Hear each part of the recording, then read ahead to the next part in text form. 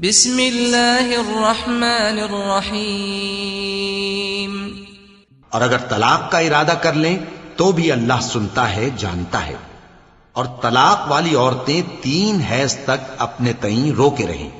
اور اگر وہ اللہ اور روز قیامت پر ایمان رکھتی ہیں تو ان کو جائز نہیں کہ اللہ نے جو کچھ ان کے شکم میں پیدا کیا ہے اس کو چھپائیں، اور ان کے خاوند اگر پھر موافقت چاہیں تو اس مدت میں وہ ان کو اپنی زوجیت میں لے لینے کے زیادہ حقدار ہیں۔ اور عورتوں کا حق مردوں پر ویسا ہی ہے جیسے دستور کے مطابق مردوں کا حق عورتوں پر ہے،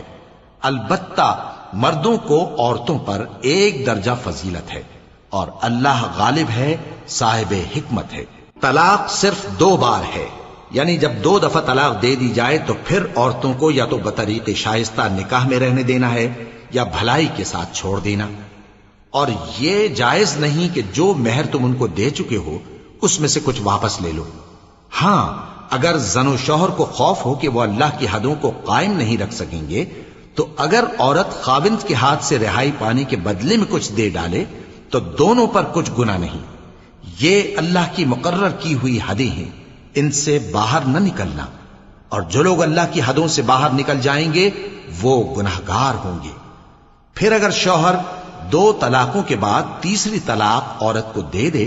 تو اس کے بعد جب تک عورت کسی دوسرے شخص سے نکاح نہ کر لے اس پہلے شوہر پر حلال نہ ہوگی۔ ہاں،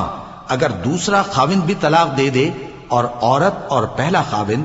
پھر ایک دوسرے کی طرف رجوع کر لیں تو ان پر کچھ گناہ نہیں، بشرطے کہ دونوں یقین کریں کہ اللہ کی حدوں کو قائم رکھ سکیں گے، اور یہ اللہ کی حدیں ہیں، ان کو وہ ان لوگوں کے لیے بیان فرماتا ہے جو علم رکھتے ہیں۔ اور جب تم عورتوں کو 2 دفعہ طلاق دے چکو اور ان کی عدت پوری ہو جائے تو انہیں یا تو حسن سلوک سے نکاح میں رہنے دو یا بطریق شائستہ رخصت کر دو، اور اس نیت سے ان کو نکاح میں نہ رہنے دینا چاہیے کہ انہیں تکلیف دو اور ان پر زیادتی کرو، اور جو ایسا کرے گا وہ اپنا ہی نقصان کرے گا۔ اور اللہ کے احکام کو ہنسی اور کھیل نہ بناؤ، اور اللہ نے تم کو جو نعمتیں بخشی ہیں اور تم پر جو کتاب اور دانائی کی باتیں نازل کی ہیں جن سے وہ تمہیں نصیحت فرماتا ہے ان کو یاد کرو، اور اللہ سے ڈرتے رہو، اور جان رکھو کہ اللہ ہر چیز سے واقف ہے۔ اور جب تم عورتوں کو طلاق دے چکو اور ان کی عدت پوری ہو جائے تو ان کو اپنے شوہروں کے ساتھ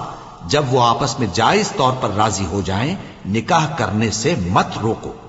اس حکم سے اس شخص کو نصیحت کی جاتی ہے جو تم میں اللہ اور روز آخر پر یقین رکھتا ہے،